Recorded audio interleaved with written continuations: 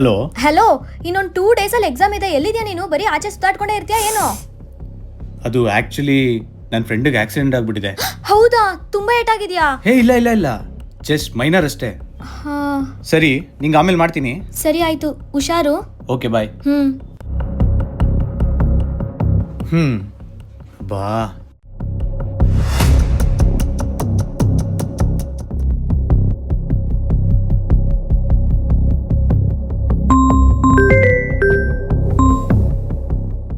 Hello, ತುಂಬಾ ಏಟಾಗಿದ್ಯಾ ನಿಮ್ಗೆ? ನಾನು ಏನಾದ್ರೂ ಬರ್ಬೇಕಾ? ತುಂಬಾ ಏಟಾ? ನಂಗೇನಾಗಿಲ್ವಲ್ಲ ಸಿಸ್ಟರ್. ಹಾ, ಅಂದ್ರೆ ನಿಮ್ಗೇನು ಏಟಾಗಿಲ್ವಾ? ಇಲ್ಲ, ಯಾಕೆ? ಹಲೋ, ಹಾ, ಯಾಕೂ ಇಲ್ಲ.